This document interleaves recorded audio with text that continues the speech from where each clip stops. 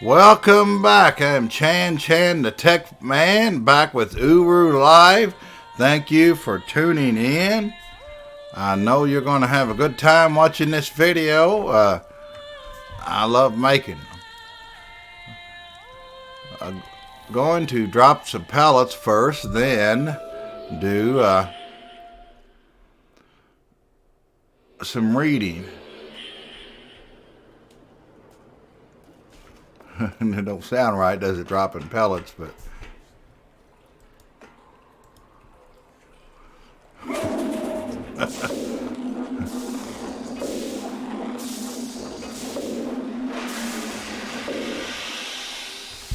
sound like he's using the restroom.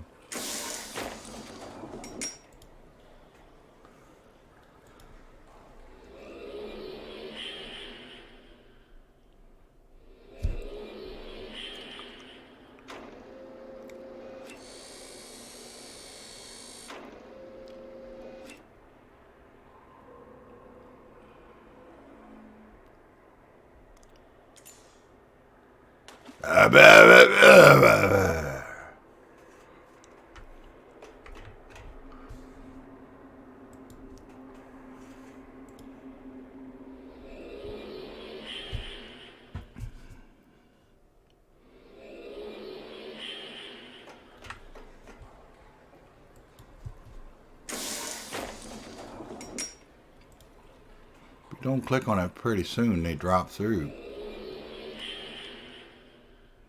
And that's no fun.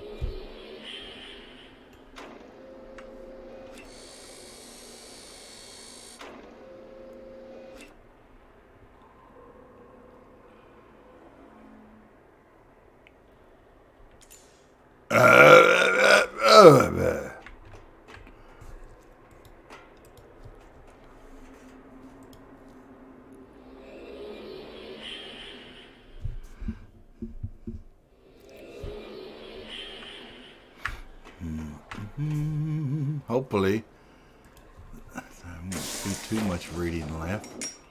I mean, I know how many it is. I think it's 6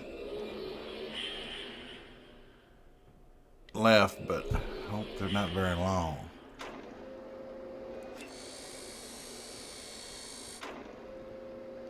Yeah, yeah.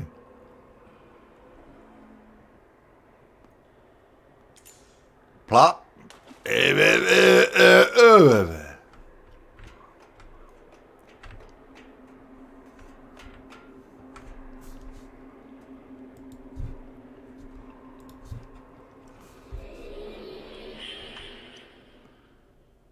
You don't like my sound effects?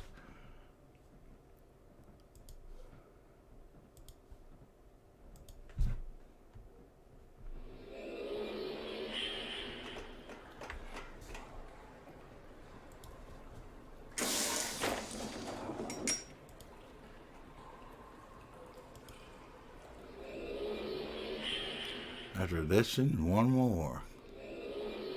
I'm sure y'all can count those, so.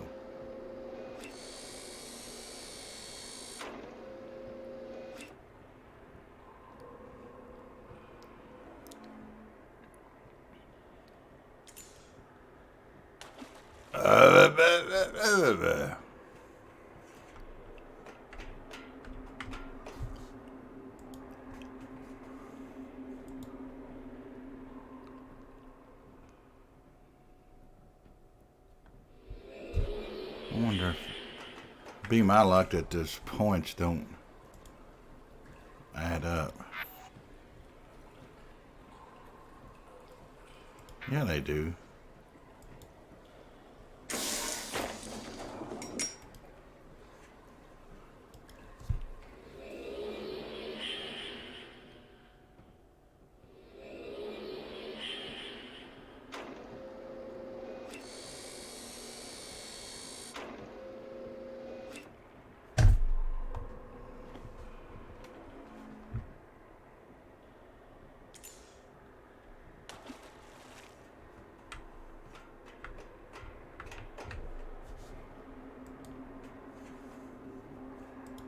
And that's the last one. That's Reset that.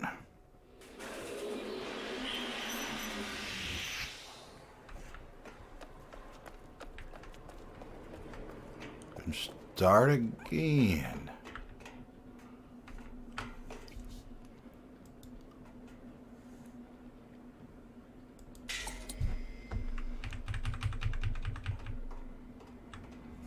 And go to the Nexus.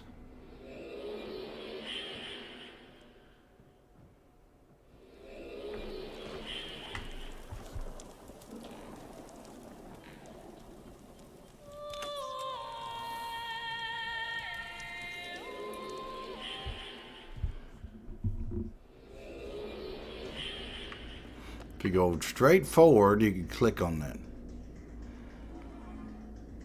I don't know what those numbers are right there. It's these zeros, but you think they would be for something.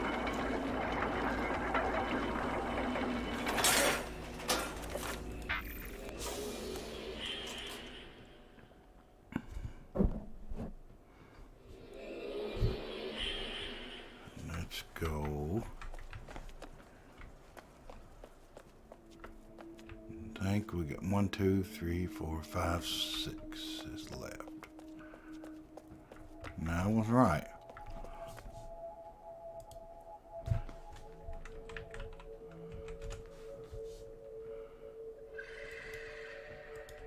And they're happy that I'm reading. Took the King Yableshan took the throne in 4843. I need a good gaming chair to read this stuff. At the age of 109. Though most commentaries say that he held to the same beliefs as his father, it seems he was not nearly as strong and thus did not carry the level of respect that his father had, a character trait that some of the more violent factions preyed upon. Demuth had managed to refocus the Denny to a large part. However, the few factions who still desired to make their case was able to make Yableshan Yablesan's reign an unpleasant one. In 4865, the blood of Yavol kidnapped Yableshan's first son from the Guild of Chemists. In a letter, the faction stated they would kill the king's son if one of their own leaders wasn't released. Yableshan ordered the Raymiya to find his son, but they were apparently unable to do so. Later, it was discovered that a key member of the Yableshan had joined the Blood of Yavol and was aiding them. Feeling forced, Yableshan gave in to the demands and released the prisoner they had asked for. The body of his son appeared on the steps of the palace a few days later. The death of Yableshan's son, along with newfound evidence of a mole within the Relima, further separated Denny into two sides. Those who wished to end outside intervention were becoming stronger, publicly raising their cause almost daily. Those who followed the majority were growing angrier and less tolerable of those who did not. As a result, there is little doubt that there were very few Denny left who fell into the middle ground. There were even less, including Yableshan, who could bridge the two sides. Yableshan is in an apparent attempt to divert his people's attention from the brewing wars, decided in 4889 to announce remodels for all of the 18 major guilds. It was the first of its kind since the Denny had been founded and warmly embraced by the Guild. Under the announcement, Yablishan changed some of the original restrictions of Renerif, offering the guilds more liberty in the structures they could build. In 4901, Yablishan stated his plans for a new common library located directly within the Veyman district of Denny, a middle-class district. In 4910, he announced plans for a new park to be built on Renerif Island. In 4914, three new recreation ages were placed within the park as gifts from the Guild of Writers in order to celebrate the completion of their new guild. The diversions seemed to do their job until 4954, when an explosion occurred on the Age of Minas, killing 400 outsiders and 78 Denny. It was apparently the result of a bad combination of gases. One, the Denny had brought with them, and the other already in existence on Minas. Another push was begun to seal themselves from outside influence. In Rayma, the Rayma, who were usually counted on in these situations, apparently had no information as to the facts of the explosion. They were still apparently in the midst of their own chaos, trying to discover the mole. There were some who thought the explosion had been a setup, but it could not be proven. In 5049, Yablishan placed a man by the name of Farish in charge of the Guild of Illusionists. His first mission, as ordered by Yablish himself, was to find whoever was destroying the Raymia's ability to gain knowledge. Though most believed that Farish had been more interested in actual illusion than the unseen, he was also known as an extremely intelligent man and immediately put into action a plan to clean up the Raymia. He also began construction of a house on one of the private islands of the cavern that blatantly demonstrated his love for illusion. Yablishan died in 5081 at the age of 347. He never had any other children after his son was killed, and left the throne to his youngest brother-in-law, his younger sister's husband. Yoshin had been imprisoned in a prison book 50 years earlier by Demuth. From How They Came, a detailed look at what started the Medish War by Jamin, written in 7201. Minas was well known for its production of mining machinery, from revealing the unseen, written by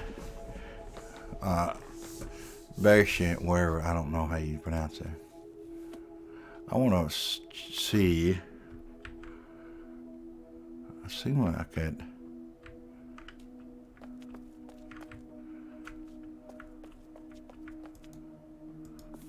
That's what I thought. There's one missing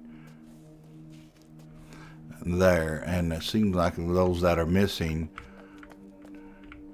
it's not just there seem like these spaces here were supposed to be books. That's what I'm saying. Like, they're not all other kings listed for some reason.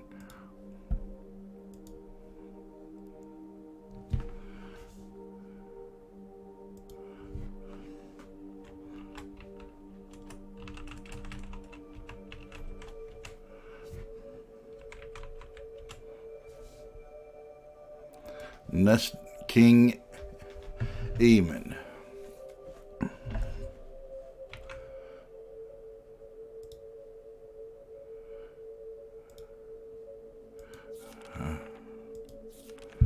Eamon took the throne in 5081 at the age of 150.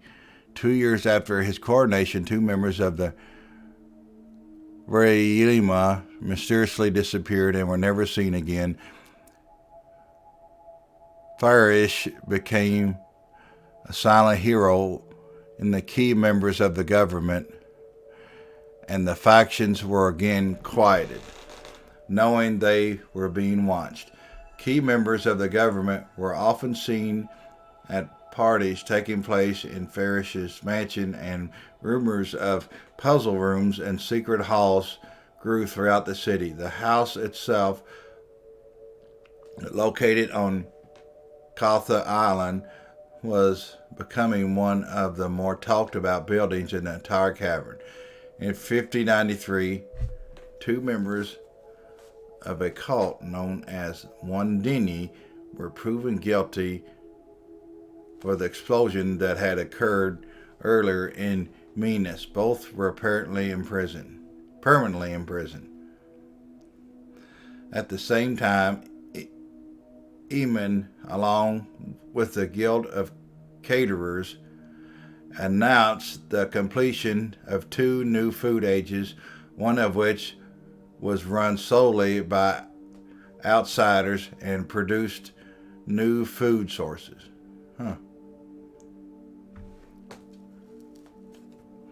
That had never been tasted in Denny before. The popularity of, I wonder if one of those is Teledan. The popularity of Farish's mansion caused others, mainly elite, to request permission to build on the many islands that surrounded the city proper.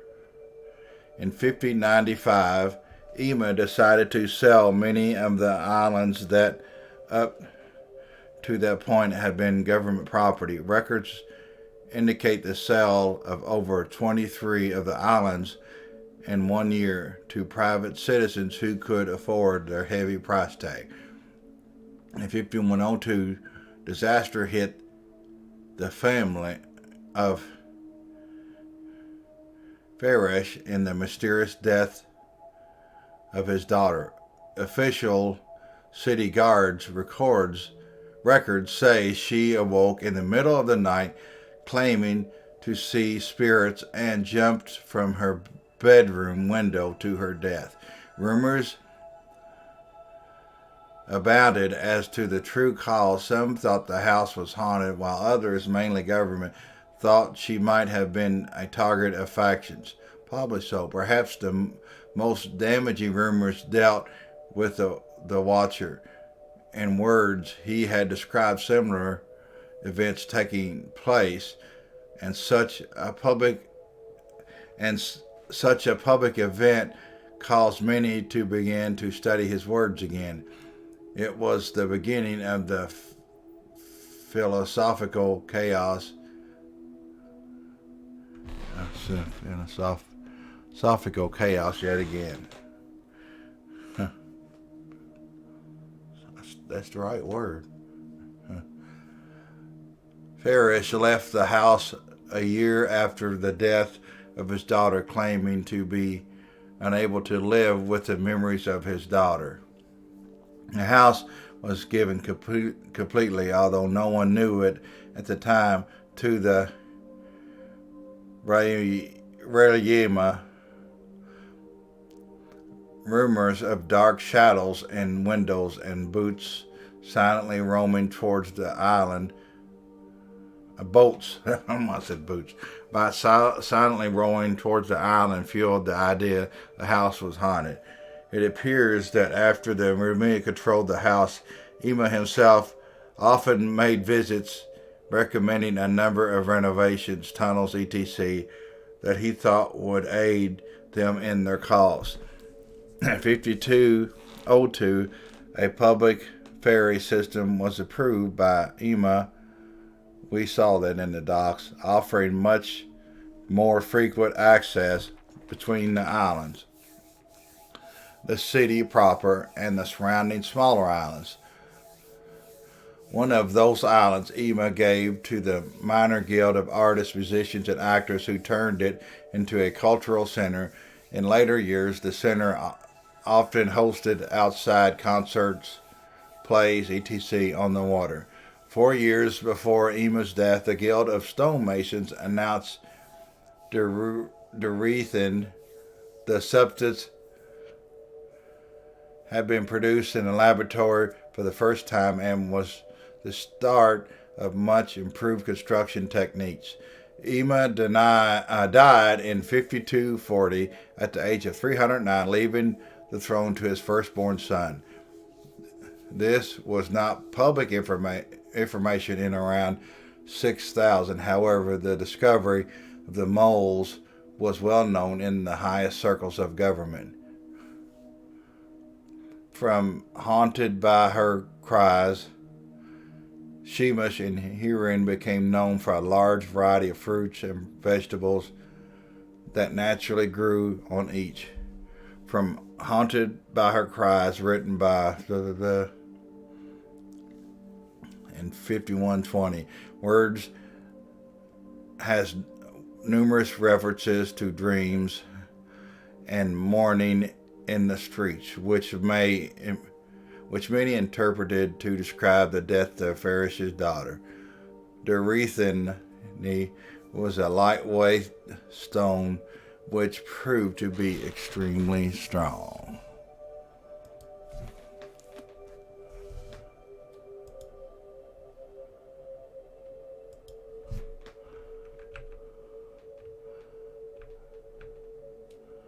Four more.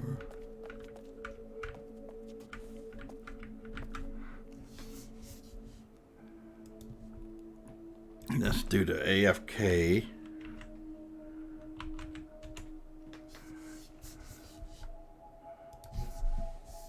King Adish. Adish took the throne in 5549 at the age of 49. Though Adish was young, it was also said he was mature for his age and took quite a bit of advice from the prophetess Trisara, who had also served his uncle. Adish was apparently a religious man, but not an especially accepting man. The prophet Gish arrived on the scene at 5574 and began preaching similar to what Tevar had done years earlier. Unlike Tevar, Gish praised the words of Yahweh, but nothing else. The great king, he said, was a farce, as was Tevar. He denounced his people for claiming that Tagon was more important than following Yahweh's commands. He declared that Tevar and the great king had used Tagon as an excuse to do what they wanted, and it was time to focus on Yahweh's commands again. One of these, he added, was no interaction with the outsiders. Though Gish was not the first to say such things, for some reason the public came in droves to listen to him, making him an extremely popular figure. Sounds like this guy's not right. Adish denounced Gish's words at every level and arrested him numerous times, and by such actions only encouraged Gish, arguably making his impact upon the society even larger than what it otherwise would have been. Gish continued his preaching until, in an apparent fit of rage, Abish ordered the Jeremiah to kill him. It was said later the decision was most likely the worst of his reign. The Remilia succeeded in their mission. In 5675, there was extreme outrage at the king as well as the official church.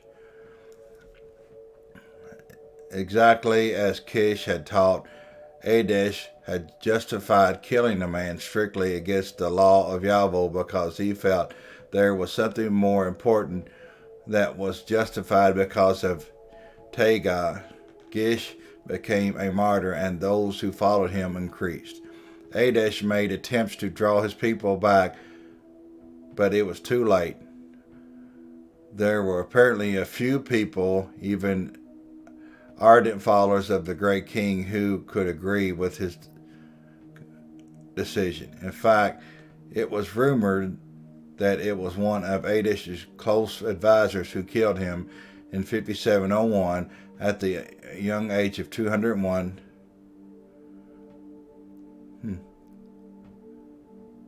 Who killed him. So I guess one of his close advisors killed Adesh. The throne was left to his firstborn son, Lanarin. The word literally means to love with the mind, implying having a close personal knowledge of the other person, or in certain case, Yahweh. It had been taught that in order to gain access to the perfect age, Yahweh only required such a relationship and nothing else. From Yahweh alone, written by Gish, taken from the private journals of Trishari.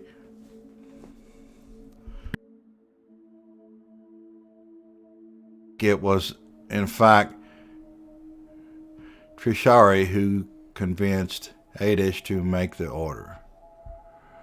From the followers, written by Manish.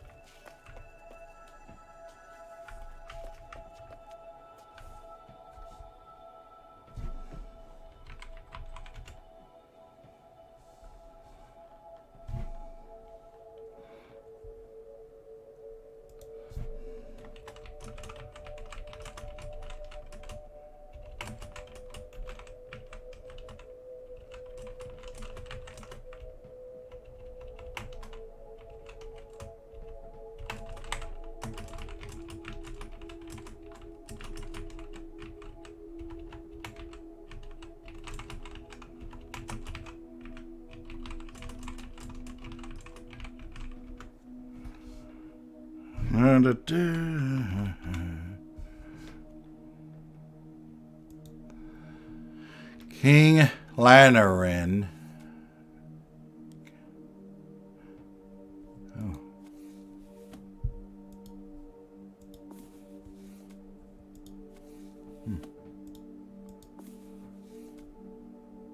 Took the throne in 5701 at the age of 98. Lanarin had not been close to his father, and as a result was not much like him. It was rumored that it was because of Lanarin that Adesh's own advisor had killed Adesh. He knew Lanarin would give the people what they wanted. Lanarin immediately denounced the actions of his father in killing Gish and informed the public of the existence of their Reima. I always have a hard time pronouncing that. Their involvement in the death of Gish and promised to rid them from all government activities. The announcement was a shock to the public and a huge blow to those who had served the Reima. Most ended up living in hidden private ages, while a few were murdered after their years of service to the government. The loss of the Reima again gave the factions hope that they would be able to carry out their demonstrations again. However, Lanarin also promised to rid outsider involvement, meaning the factions had no need for such acts. It's believed that the promise was not one that Lanarin necessarily meant to keep, but instead one he intended to pretend he was trying to meet to keep the factions happy. He also believed wholeheartedly in the plan to build a tunnel to the island and was able to push it through in 5714, as Meeman had not been able to. While Stone Tooth was busy digging, Lanaran promised that its next task would be to continue expansion by the Asham district with eventual plans to create new residential and cultural districts. Lanaran also ordered the major guilds to begin work on replacing all ages that required outsider involvement. He demanded ages that would carry out the same task but without outside involvement. Most guild masters knew the plan would take years and years, and though they did not agree with it, agreed to attempt it. In 5721, new technologies were developed to incorporate structural reinforcements and extrusion-based construction, some that would aid construction of the district Lanaran had promised. In 5734, the tunnel connecting the island with the city proper was canceled. Stonetooth had been working on it for over 20 years, but the guild masters who were already required by Lanaran to replace a huge number of ages were not about to connect their homes on the island with the city proper. Lanaran agreed, as there were further concerns that such construction could affect the lake level or even the algae within the lake. Instead, Stonetooth was ordered to begin clearing out more space to the next to the Ashamin district. In 5856, construction was begun on the new Lanaran district. Stonetooth was ordered to begin further exploration of the cavern by way of new tunnels. In 5902, the guilds announced 4 new ages to replace some of those being used by outsiders. The announcement meant little except to have the factions believe that eventually outside involvement would be finished. In 5903 marked the first inhabitants of the Lanaran district, mostly manual laborers who worked in the adjoining Ashamin. The Remelia were officially finished with their work in 5986. The announcement was fairly quiet, as most of their work had ceased long before that. In 5999, Lanaran passed away at a very old age of 396. He left the throne to his 5th and youngest son. From Revealing the Unseen, written by Bisharin in 5999, from the prime journals of Grandmaster Keyman of the Guild of Legislators, from the Lost Tunnel, written by Lasham in 6034, the environmental damage caused by Lanaran and Denny environmentalists was never proven. Most agree it was an easy way out for Lanaran, who then did not have to admit he was bullied by the grandmasters who lived on the island. 3 of the ages were food ages, while the 4th was meant to replace one of the major manufacturing ages.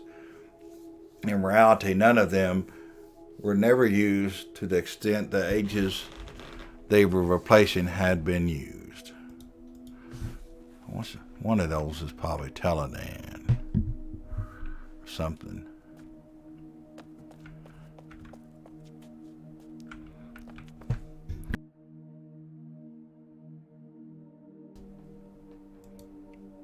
King Jarvan. Jarvan took the throne in 6284 at the age of 83. He was a apparently, much like his father, more interested in keeping everyone happy than declaring one side of the debates concerning philosophy advancement or outside involvement, right or wrong. See, there's one that was skipped. As a result, though the people were satisfied, there was further though people were satisfied, there was further division among them. The elite and poor became more divided, and though there was quite a bit of new construction and renovation in both the elite and poor districts, there was nothing done to join the two. For some reason, Jaron was obsessed with expansion and exploring of the cavern. There were rumors his obsession stemmed from Watcher prophecies.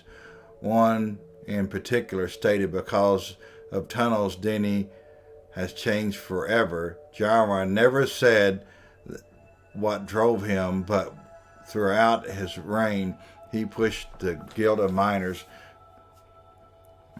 machinists, engineers, and surveyors to work together to create new drills and machinery. He had great plans to widen the Radina Passage, which,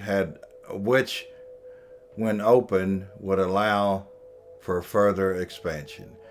In 6430, the announcement came. Rockbiter and the Burrower were both christened in a great ceremony and then immediately put to work. Stonehtooth and Stoneater were used for further city expansion. The once violent factions that had existed were for the most part dissolving. Many of their members were seemingly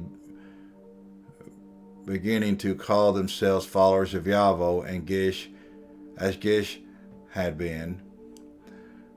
And though they did not support outside involvement, they believed it was best to obey Yavo and hope for a peaceful solution. Though Jaron carried out a few meetings with the factions, the dissolution of the factions had little to do with his policies or leadership. Regardless, he was able to focus on mining efforts without consequences. It was a luxury the previous kings had not been afforded, and the main reason some of the greatest expansion in Denny history began under Jaron. Jaron himself died in 6498 at the age of 297, though he did see the completion of the expansion of the Radina Passage. He never saw the new areas to which the passage led. He left the throne to his third son. One more.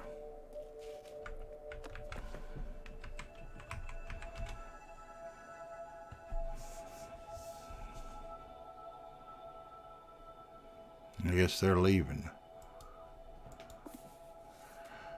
King Rikuth. Rikuth took the throne at 6498 at the age of 56. Though young, he had two older brothers and a sister with whom it was said he often consulted. They each understood the logic of giving the throne to the youngest son. It guaranteed more time in the throne for the individual and worked well with their younger brother, as no other family had done previously. Rikuth's first major decision came in 6510 when a new cavern was found by expansions led by Rockbiter and the Burrower. There were calls to expand the city, but Rikuth was apparently unconvinced it was a smart plan. His older brother, who happened to be guild master of the Guild of Surveyors, agreed to study the cavern extensively, and Rikuth promised to make a decision upon reading results of the study. In the meantime, Rikuth married in 6556 to a woman named Hesha. Her father was Grand Master of the Guild of Chemists and a strong believer in Gish and the fallacy of the great king. Though Hisha had some influence in Rikuth, he continued in the tradition of his fathers, never publicly stating his views on philosophy. However, she had much more influence on the three sons that they would eventually have together, including the youngest Kireth. It was her influence that would change Denny forever. In 6101, extremely detailed report, structural analysis, water supply, rock type, etc. came back informing Rikuth that through the newly discovered though the newly discovered cavern was habitable, it would be very expensive to build in. Rikuth made the decision after conferring with his advisors that Stonetooth, along with the new rock bidder, should begin digging out more of the city proper into the cave wall for expansion, while Burrower and Stoneater would continue to tunnel past the cavern. In 6676, Rikuth met with leaders to discuss the involvement of outsiders, though there had been no major incidents for hundreds of years. It was still an issue to be discussed. In the meeting, it became apparent that though Rikuth understood the reasons for wishing to close down interaction with outsiders, it was a ridiculous thought. Their contribution to Denny culture, art, construction, technology, and resources were immeasurable. Unless there were grand reasons not to, there was no way, he argued, that he would ever force strict resolutions regarding the outsiders. In his older years, it appeared as though Rikuth became tired of Hisha and her views and opinions. She was expelled from the palace, along with Kireth, in 6700. It was well known that Kireth was a model of his mother's thoughts, and Rikuth could hardly stand him. Though Rikuth had chosen an older brother of Kireth to be king, his thoughts were changed. As the legends told, Rikuth was on his own deathbed staring out towards the arch, and he saw his son Kireth sailing through it. He was riding a boat in the shape of a massive lizard, standing proudly on its prow, and had come home to announce the death of his mother. As he sailed through the arch, Rikuth apparently felt the hand of Yavo directing him to make Kireth the next king of Denny. By the end of Rikuth's reign, the city was larger than ever. The classes were more divided than ever, and the religious beliefs were as divided as ever. Though there were not a large variety of beliefs, there was no clear majority of people who believed any one thing. Rikuth passed away in 6731 at the age of 289, leaving the throne to his third son Kireth. He left him a city that was larger than it had ever been and fairly evenly divided in its views of the future.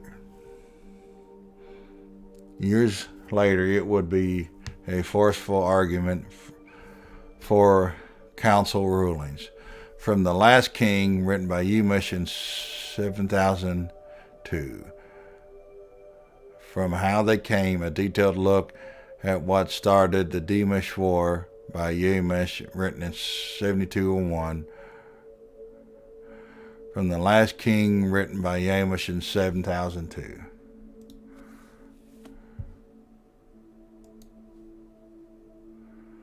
Phew.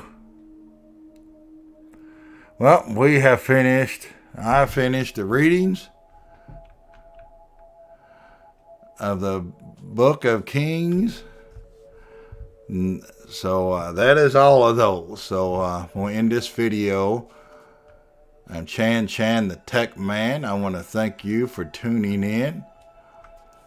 Want to remind you to subscribe to my YouTube channel, hit the notification bell, and like this video, my other videos, to share everything on your social media.